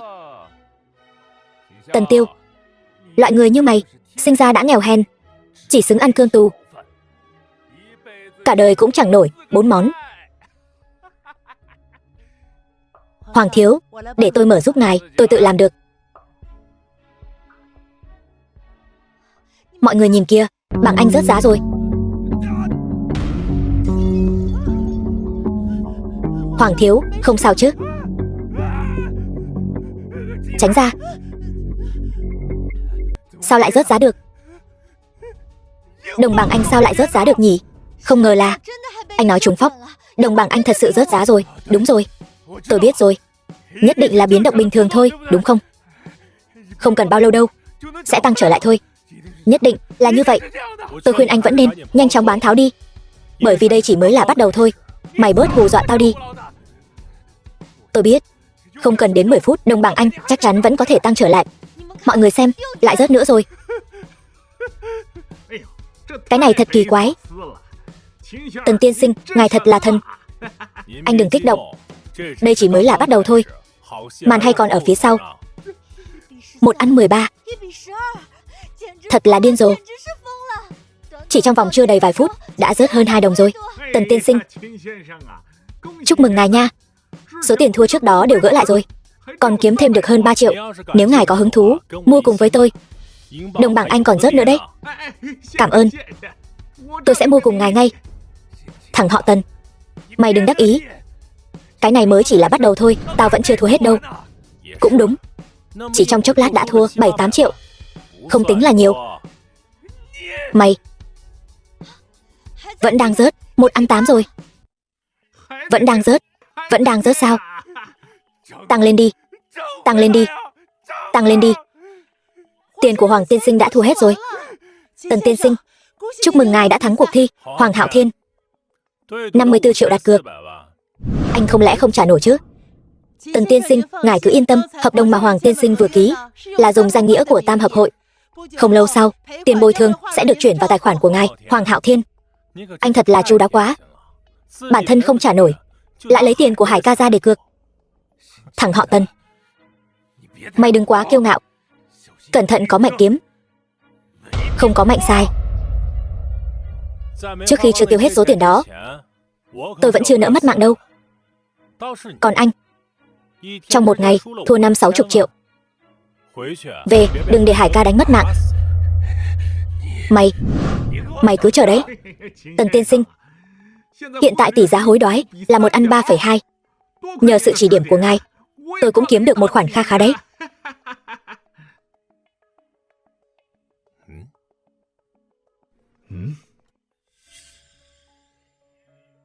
Hôm nay đồng bằng Anh gặp phải cuộc khủng hoảng lớn nhất trong lịch sử. Để giải quyết cuộc khủng hoảng tài chính lần này, các quốc gia trên thế giới đã đưa tay giúp đỡ. Tỷ giá hối đoái đồng bằng Anh sắp sửa vượt qua mốc 1/3, đã đón chào sự phục hồi. Cuối cùng đã tăng trở lại 1/9. Tiên giảm, hậu tăng. Thú vị đấy. Tần tiên sinh, tiền bồi thường của Hoàng tiên sinh đã chuyển vào tài khoản của ngài, có nên đầu tư toàn bộ, tiếp tục bán khống không? Không, tôi muốn rút khỏi thị trường, ngay lập tức. Rút tiền. Bây giờ chính là thời điểm tốt để kiếm tiền. Sao tự nhiên lại rút tiền? Người khác sợ hãi thì tôi tham lam, người khác tham lam thì tôi sợ hãi. Tôi khuyên anh nên dừng lại khi đang thắng, đừng để bị mắc kẹt.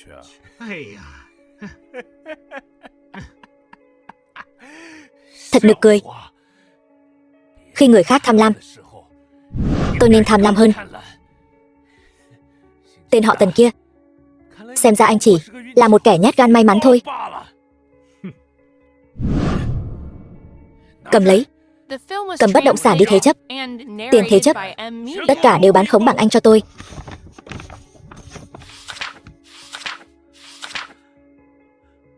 Số tài sản này ít nhất cũng được định giá 30 triệu. Hoàng thiếu gia, ngài đây là đang thế chấp gần hết tài sản của Tam Hợp Hội đấy. Nói nhảm gì nữa, mau đi làm đi.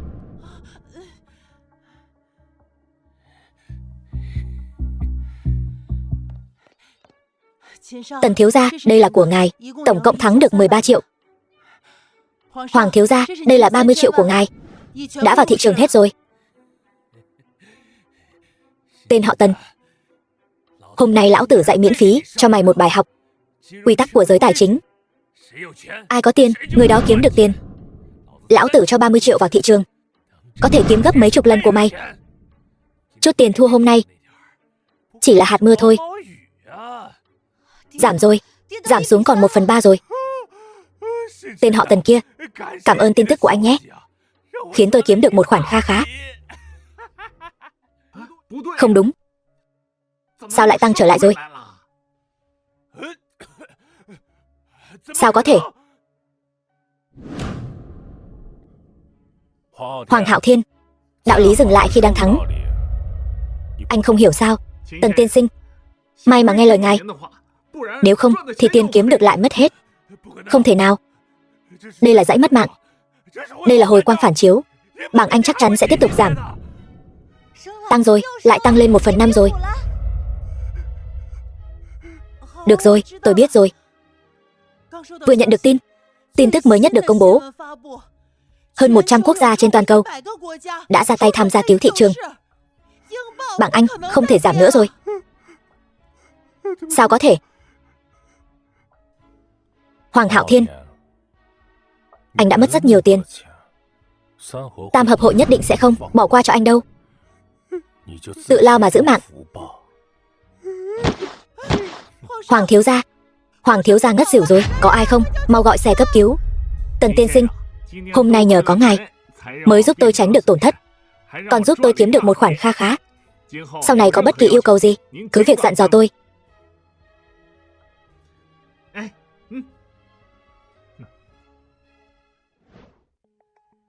Tần Tiêu, thật là cao tay. Trong một ngày, cậu ở trên thị trường tài chính không tốn một xu, kiếm được 80 triệu. Bây giờ cả giới tài chính đều đồn đại, nói cậu là Đông Phương Ba Phỉ Đặc. Thật là hậu sinh khả úy. Tần Tiêu, trước tiên dùng đồ hộp của tôi đổi được máy bay. Sau đó thì sao? Lại nhân lúc chuyển giao thế chấp máy bay. Cậu ở trên thị trường tài chính thật là hô phong hoán vũ. Loạt thao tác thần sâu này của cậu cũng thật sự khiến lão phu ta mở rộng tầm mắt. Mọi người quá khen rồi. Tôi đây cũng chỉ may mắn hơn một chút mà thôi. May mắn gì chứ? Có thể khiến một người trong vài ngày kiếm được 70-80 triệu chứ. Thực lực chính là thực lực. Tần Tiêu, cậu quá khiêm tốn rồi. Ly rượu này tôi kính cậu. Nào chỉ 70-80 triệu. Hôm nay là ngày giao máy bay, tiền chia cổ tức của hãng hàng không. Ta chuyển cho Tần Tiêu hẳn 20 triệu. Quả nhiên ta không nhìn lầm người. Còn có tiền hoa hồng ta đã hứa. Tần Tiêu, cậu giúp ta bán số đồ hộp ra ngoài. 30% tiền hoa hồng này cũng ít nhất phải 5-6 triệu. Cậu giúp ta bán số đồ hộp này đi, cũng coi như giải quyết được nỗi lo trong lòng ta. Nào Tần tiên sinh, chúng ta cạn ly. Nào. Không tính thì không biết, tính ra mới giật mình. Mới chưa đầy 1 tháng, cậu đã kiếm được 100 triệu rồi. Thôi được rồi, mọi người đừng có khen anh ấy nữa. Khen nữa, đuôi anh ấy sắp vảnh lên tận trời rồi. Hải ca, tất cả là do tên tiểu tử Tần Tiêu kia. Hải ca, cho tôi thêm một cơ hội nữa đi. Trắng không một đồng mà. Lỗ mất 100 triệu. Tôi ở Kinh Hải chưa từng chịu thiệt lớn như vậy. Họ Tần, người to chắc rồi. Phật tổ cũng không cứu được người đâu. Đồ ngốc, biết mình không uống được nhiều mà, cứ thích làm ra vẻ ta đây. Không cần, anh làm được. Làm được cái con khỉ. Nước.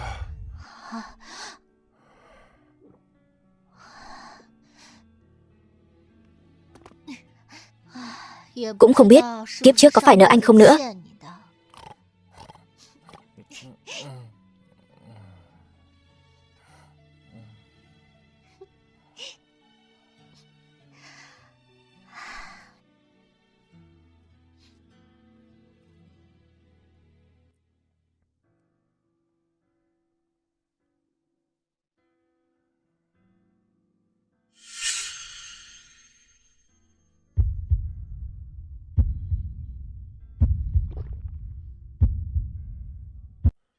Chuyện gì thế này? Gia Ninh, để em ngủ thêm chút nữa.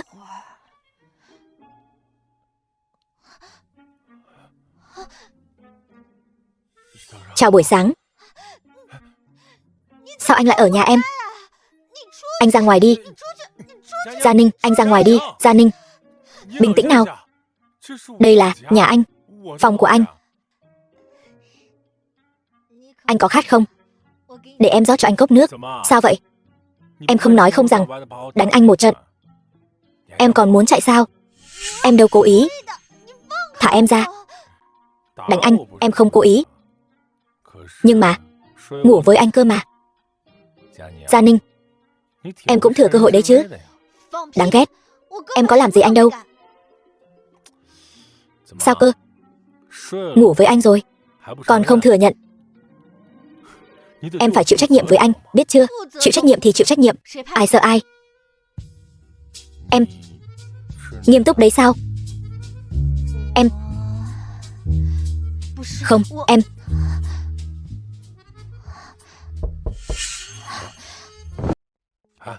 chỗ này tôi mới tới lần đầu. Đúng vậy. Dự án Long Thu Câu xảy ra chuyện rồi. Tại sao lại ngừng thi công? Giờ mà ngừng thi công thì lương của chúng tôi tính sao? Đúng đó. Lúc đầu nói là làm được mấy năm. Mới được bao lâu mà đã không cho làm nữa rồi. Tiếp tục thi công. Tiếp tục thi công. Tiếp tục thi công. Tiếp tục thi công. Mau đi xem thử. Được. Mọi người bình tĩnh nào. Ba, rốt cuộc là có chuyện gì vậy? Dự án Long Thu Câu sắp bị đình chỉ rồi. Sao có thể như vậy được? Tôi cũng không muốn tin. Nhưng lãnh đạo cấp trên đã nói với tôi, bảo tôi sớm tính toán. Nhưng chúng ta trước đó đã đặt rất nhiều nguyên vật liệu, tìm rất nhiều đội kỹ sư, còn ký kết các thỏa thuận hợp tác các bên. Dự án này nếu dừng lại, vậy chẳng phải chúng ta hợp đồng đã ký rồi. Chúng ta là nhà thầu, đương nhiên phải chịu trách nhiệm, toàn bộ trách nhiệm. Công trình lớn như vậy, nếu bồi thường thì chẳng khác nào khiến Hoắc gia mất gần hết gia sản. Rốt cuộc là vì sao vậy? Nghe nói có người tố cáo, nói vùng nước Long Thu Câu bị ô nhiễm, không thích hợp để chính phủ khai thác. Còn mời chuyên gia lấy mẫu xét nghiệm. Kết quả xét nghiệm thế nào? Vượt tiêu chuẩn một cách đáng kinh ngạc. Chẳng lẽ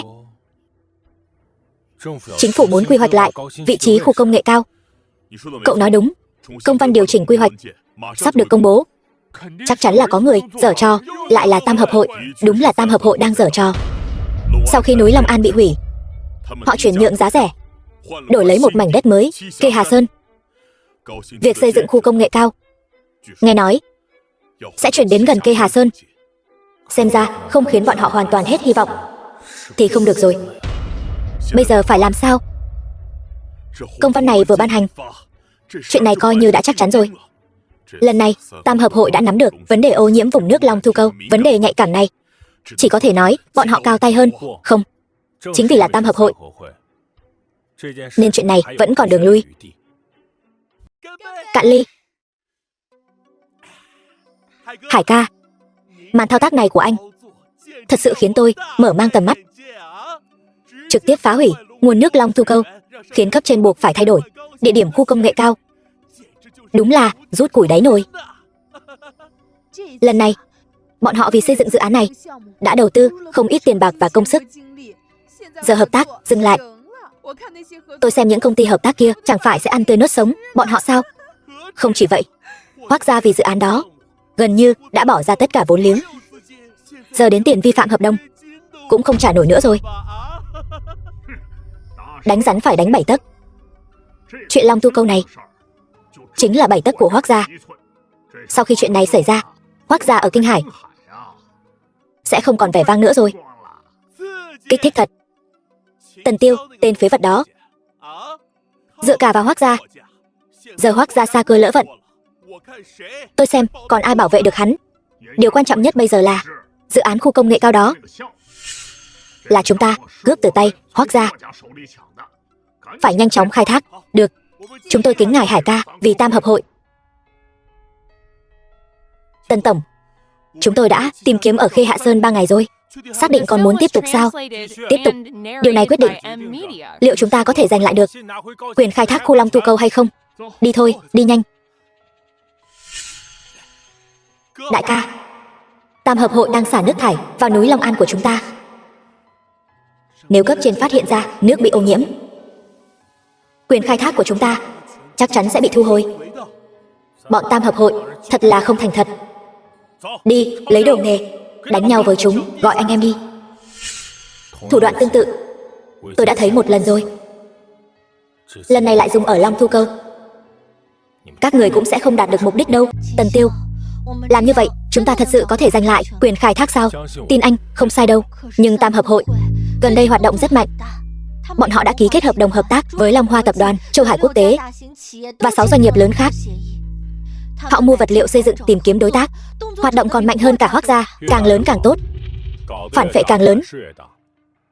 Gia Ninh, hãy tin anh. Tất cả những gì chúng ta đã mất, anh sẽ tự tay giành lại. Tìm thấy rồi.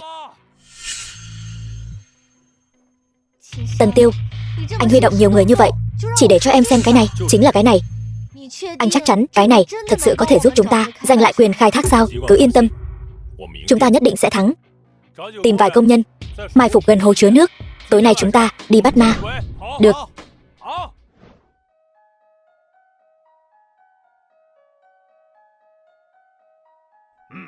Thưa quý vị, rất cảm ơn mọi người đã bớt chút thời gian tham dự buổi tiệc này. Dự án Khê Hạ Sơn lần này có thể diễn ra suôn sẻ là nhờ sự giúp đỡ của mọi người. Trong các dự án hoạt động sắp tới, Tam Hợp Hội sẽ cùng chung sức với mọi người, cùng nhau phát triển, xây dựng một Kinh Hải tốt đẹp nhất.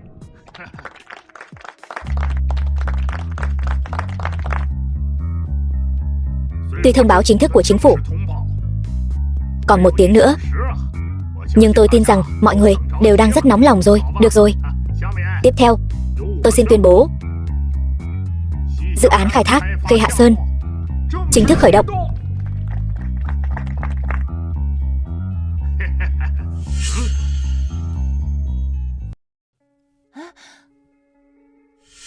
Kia chẳng phải là người của Hoác gia sao? Sao họ lại đến đây? Nghe nói dự án khai thác lần này là do Tam Hợp Hội cướp từ tay Hoác gia. Tối nay có trò hay để xem rồi. Thôi đi, Hoác gia bây giờ đã xuống dốc rồi. Họ lấy gì mà đấu với Tam Hợp Hội? Họ Tần, ai cho anh cái gan đến đây? Kỳ lạ thật. Đây chẳng phải là buổi công bố dự án khai thác khu này sao? Tại sao tôi không thể đến? Đừng có ra vẻ nữa. Ai mà chẳng biết dự án này là của Tam hợp hội chúng ta. Liên quan quái gì đến anh? Thiếu Phong, dù sao bọn họ cũng là chủ đầu tư trước. Anh nói đúng. Hải ca, anh không nói tôi cũng quên mất. Dự án này là do chúng ta cướp từ tay bọn họ mà. Bọn mày còn mặt mũi mà nói. Còn tiện nhân thối tha. Ở đây có chỗ cho mày lên tiếng sao? Hoắc gia sắp tiêu đời rồi. Bây giờ chúng ta không sợ bọn mày nữa. Hứa Thiếu Phong, đừng có quá kiêu ngạo. Kiêu ngạo thì đã sao? Tam hợp hội chúng ta bây giờ đang như mặt trời ban trưa. Ở Kinh Hải, ai có thể sánh bằng chúng ta? Tần Tiêu, Hoắc gia bây giờ đã là chuyện hôm qua rồi. Bọn mày lấy gì mà đấu với chúng ta? Như mặt trời ban trưa. Hứa Thiếu Phong, mày tự tin đến vậy sao? Dự án này sẽ không bị tao cướp lại. Đồ phế vật. Hồ sơ bên trên đã được phê duyệt rồi. Nếu mày cướp lại được, tao sẽ quỳ lại mày trước mặt mọi người. Quỳ lại thì không cần, nhưng dự án này đến lúc phải lấy lại rồi.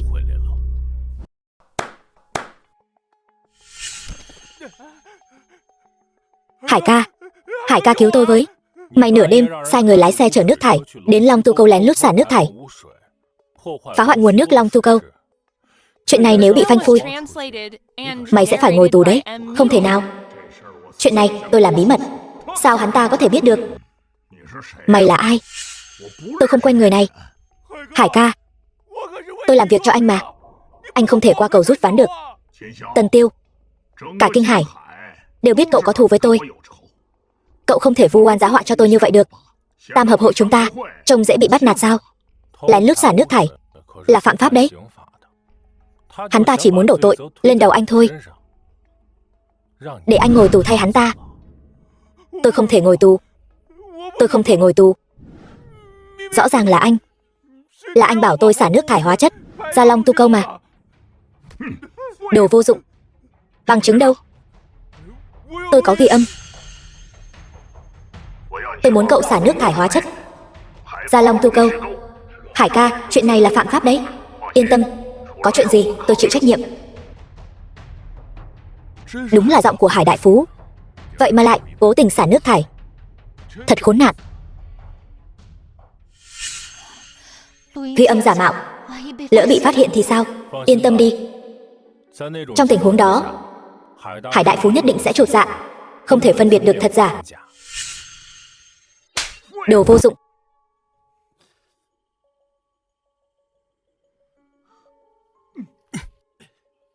Xem đi. Đây là chỉ thị mới nhất của chính phủ. Trả lại sự trong sạch cho Long Tu Câu. Việc phát triển khu công nghệ cao vẫn giữ nguyên như cũ. Làm sao có thể? Hải ca, nhất định là giả. Giả. Tần Tiêu, ngươi tưởng rằng làm giả một phần văn kiện là có thể xoay chuyển càn khôn sao? Ta không tin. Hứa Thiếu Phong, sự thật bày ra trước mắt. Tin hay không tùy ngươi. Qua điều tra, ô nhiễm Long Tu Câu là do con người cố ý xả nước thải hóa chất. Các chuyên gia đánh giá môi trường. Đối với môi trường Long Tu Câu, sau khi tiến hành đánh giá thêm, nước thải hóa chất còn sót lại sẽ được xả sạch trong vòng 1 tuần. Người phụ trách cơ quan liên quan tuyên bố, lần này hành vi cố ý xả nước thải hóa chất, vụ việc nghiêm trọng, điều tra đến cùng. Đồ bỏ đi vẫn là đồ bỏ đi. Hải đại phú, ngươi đừng giãy giụa nữa. Chuyện khu khai phá đã là chuyện chắc chắn rồi. Hải ca, đúng là phong thủy luân chuyển. Tam hợp hội coi như xong rồi. Dự án đình trệ, tiền vi phạm hợp đồng có thể rút ruột bọn họ. Tất cả những gì Hoắc gia đã trải qua, bây giờ trên người Tam hợp hội đều sẽ tái diễn. Tần Tiêu, ta nhất định sẽ không bỏ qua cho ngươi. Đồ bỏ đi. Gây họa xong. Người đâu? Có ai không? Tài sản của Tam hợp hội đã bị thanh toán hết rồi. Người chạy hết rồi. Lũ khốn kiếp này, đồ vong ân bội nghĩa, tao sẽ không tha cho chúng. Bây giờ thực lực của Tần Tiêu càng ngày càng mạnh, e rằng chúng ta Ý của mày là tao không bằng tên tù khổ sai? Tôi không có ý đó Hải ca. Cục tức này tao nhất định phải trả. Bây giờ bằng thủ đoạn bình thường chúng ta không đấu lại hắn, cho nên chúng ta nhất định phải dùng thủ đoạn đặc biệt. Thủ đoạn đặc biệt? Tôi nghe nói cha của Tần Tiêu đang nằm ở nhà. Mẹ hắn vẫn luôn ở bên cạnh chăm sóc ông ấy. Ý của cậu là chúng ta đã làm thì làm cho tới cùng. Làm đại sự thì không thể mềm lòng.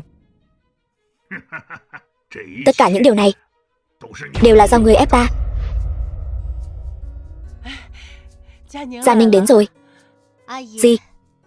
Con đến thăm dì và bác. Mau ngồi. Đại ca, việc làm thế nào rồi? Hai lão già đó vẫn còn trong phòng. Đại tiểu thư Hoắc gia cũng ở đó, Hoắc Gia Ninh.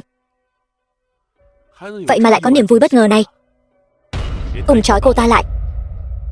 Hành động nhanh lên, đi. Vâng. Giúp tôi bán hết số cổ phiếu đó. Chờ thêm nửa tiếng nữa, sắp tăng trở lại rồi. Sau khi tiền đến đủ, toàn bộ mua vào cổ phiếu của Apple. Đúng, toàn bộ. Tôi hiện tại đang quan sát một nhà máy bỏ hoang, là tương lai của chúng ta, dây chuyền sản xuất khoai tây chiên. Họ Tần. Tên tù khổ sai nhà ngươi càng sống càng sung sướng nhỉ. Tôi có chút việc, thôi cúp máy đây.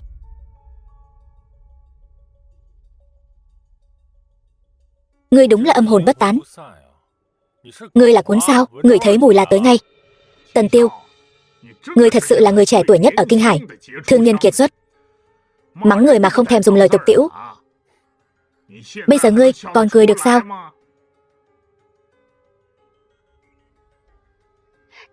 Tần Tiêu,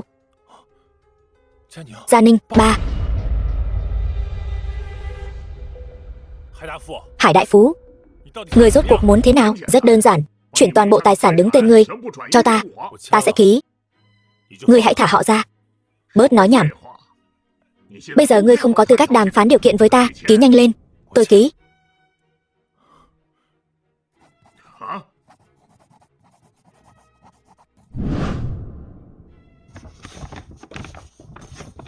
Được rồi, ta đã đưa hết tiền cho ngươi rồi. Thả họ ra. Tần Tiêu, ngươi là đồ bỏ đi. Nhiêu đó tiền, lấy mạng cha ngươi cũng được. Ngươi lại nhường cho ta.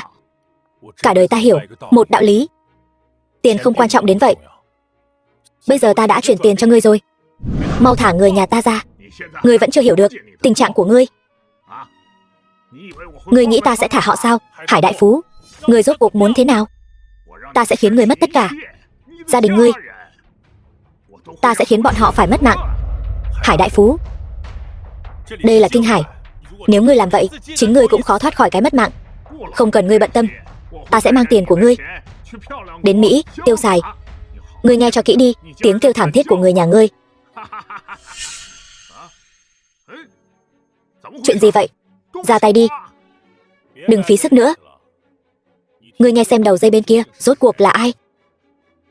Alo, anh Tần. Tẩu tử và bá phụ bá mẫu rất an toàn, yên tâm đi. Ngoan ngoãn chút đi. Sao có thể như vậy? Nói thật cho ngươi biết, ta đã sớm đề phòng các ngươi cẩu cùng bứt dậu. Vừa rồi chỉ là diễn kịch với các ngươi thôi.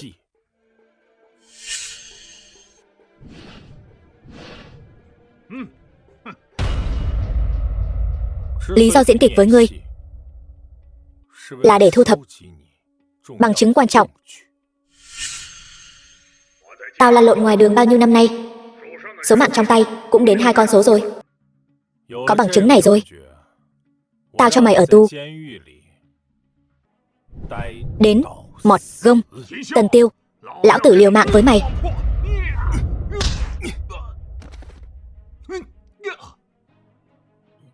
Dậy, ngoan ngoãn. Đưa hắn đến đồn công an. Vâng. Cạn ly.